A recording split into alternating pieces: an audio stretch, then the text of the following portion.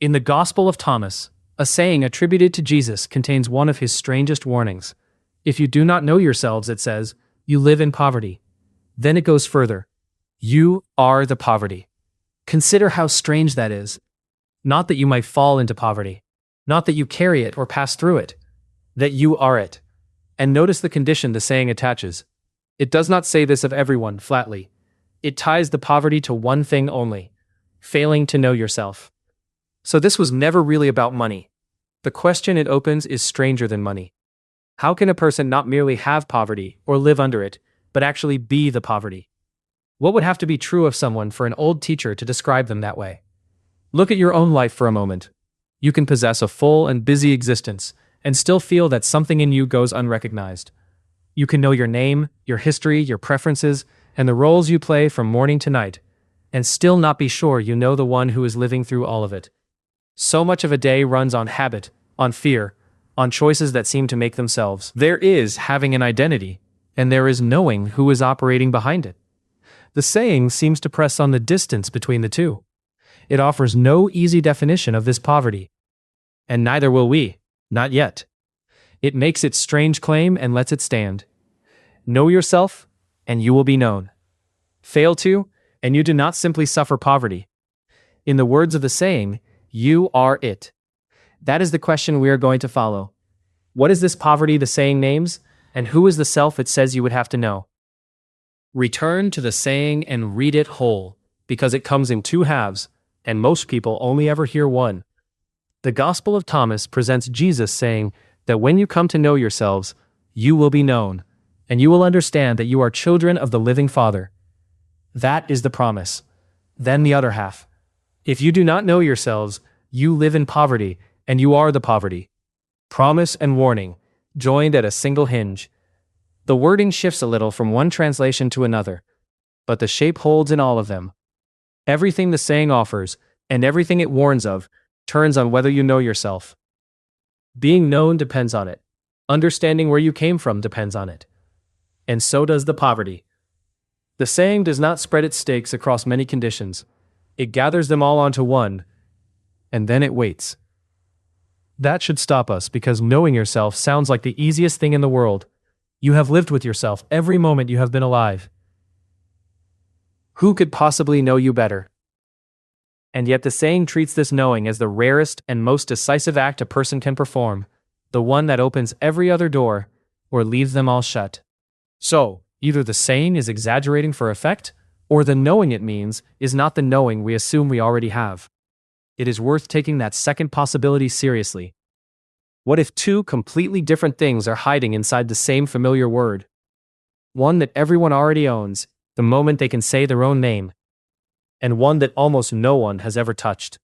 To find the difference, we have to look closely at the self that answers the instant the question is asked. Ask the question plainly. If someone stopped you tonight and asked who you are, something would answer almost at once. Your name, what you do, where you are from, the story you have told so many times that it now tells itself without your help. This is the self that answers first, and it answers with complete confidence. Look at what that self is made of. It is a description, a gathered record of facts about you, arranged over years into something that feels solid and settled. It knows your preferences and your opinions. It knows what you would never do. And here the saying presses on a crack most people step right over. Knowing about yourself and knowing yourself may not be the same thing at all. You can hold every fact of your history in your hands and still never have met the one the facts are about. Think of someone you know only by reputation. You can list their work, their past, their habits, and still admit, if you are honest, that you have never actually met them. The saying quietly asks whether you have become that to your own self. A description so complete and so familiar that you stopped noticing long ago that it was only a description and began to take it for the person. So the self that answers so quickly is not lying, but it is not the whole story either.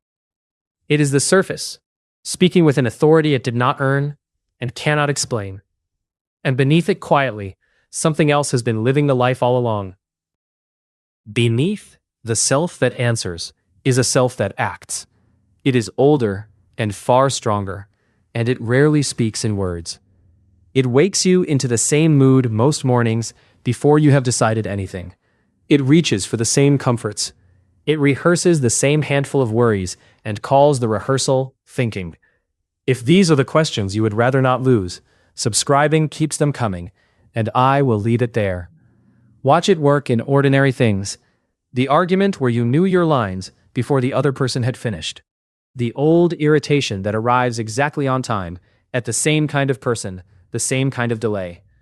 The choice made from fear and then dressed afterward in perfectly good reasons. So much of a life runs like this, on patterns laid down long before you could question them, and almost none of it is ever brought up for review. It feels completely like you. But how much of it did you actually choose, and how much was simply handed to you and kept because you never once thought to look? This is not a small point, and it is not an accusation. If a self you have never examined is quietly making most of your choices, then the life you call yours is being shaped, day after day, by someone you have never actually met. The saying is not describing a flaw in your character to be corrected. It is pointing at something stranger and more basic than any flaw. The plain question of who exactly has been living your life while you assumed all along that it was you. And notice how quickly the mind wants to hurry past that question, to call it strange and get back to the day. That reflex to look away is worth watching. A person with nothing hidden does not flinch at being looked at.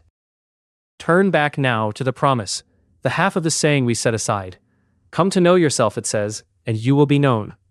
Read the order slowly, because it runs backwards from how we live. We assume being known comes from outside, that other people manage to know us or somehow fail to. Here it begins inward. The knowing starts in you, and only then does something answer it. And the saying reaches further than comfort. It does not promise that you will be admired, or that your reputation will settle, or that the crowd will finally understand you.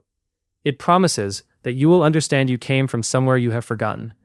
It calls that origin the living Father, and it places your true beginning underneath the name and the record, in a depth the description never thinks to look. It treats your real starting point as something misplaced, rather than something you never had. That one word, forgotten, changes the whole tone of the warning. You do not have to build what you have only forgotten. You do not have to earn it, or invent it, or deserve it. You have to remember it.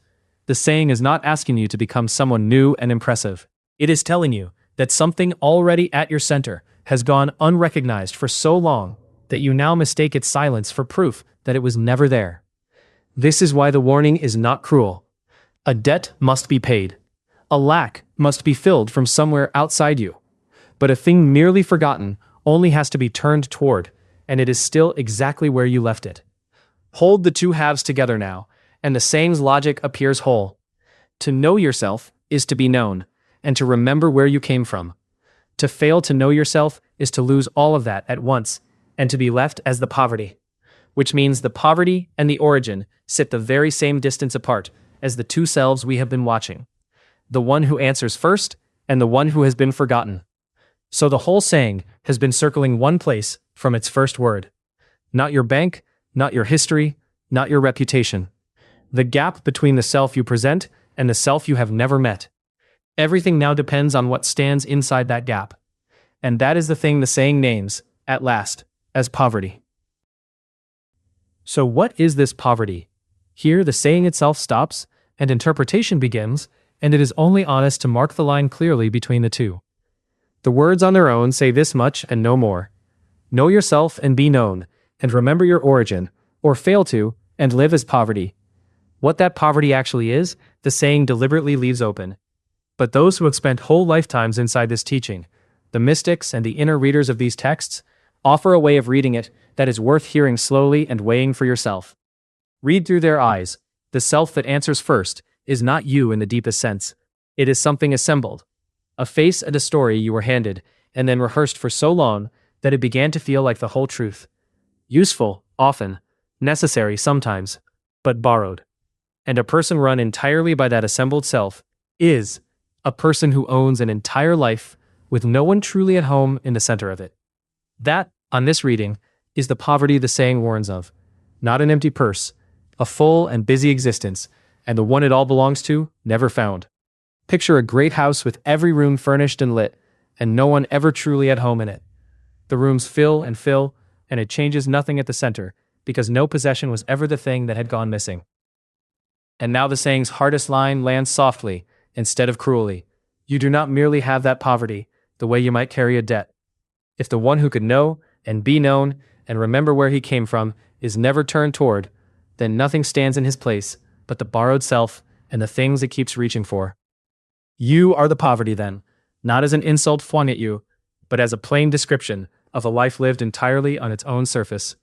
And knowing yourself, on this reading, was never about gathering a few more facts. It was about meeting the one the facts had been pointing at the whole time, not decorating it, or silencing it, or trading it for a better performance, simply turning once toward the one it has been standing in front of. Bring it home gently, because this is where it finally comes to rest.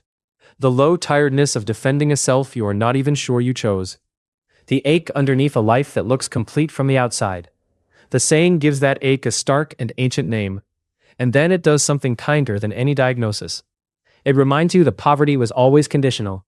It was only ever tied to not knowing, which means the one you have not met is not gone. He is only unmet. And the saying has been telling you from its first strange line exactly where to look. Not up at the sky, and not out at the world. Inward, toward the one who has been here the entire time. If the one who answers first is not the whole of you, then for now, you are two. The self that speaks and arranges and defends, and the one beneath it, that the saying says can truly know. Two of you, living under a single name. And that division is its own quiet ache, the low inner argument that almost everyone carries through their days, and almost no one ever stops to name. There is another saying in the same collection, again attributed to Jesus, that speaks straight into this division. It talks about making the two into one. About a split finally healed, the outer self and the inner self no longer strangers passing inside one body. It is the same investigation, approached from its other side. If this saying names the wound, that one names what closes it. And it asks something of you that is stranger still. If the poverty is a life divided between a self you show and a self you have never met, then the next question almost asks itself, and it will not leave you alone once it has been asked. What would it actually take for the two to finally become one? And what would be left of the poverty, if they did? That is where this goes next. The saying that asks you to make the two one, and what the inner readers say it truly means to become undivided at last. The one you have not met is waiting on the far side of that question.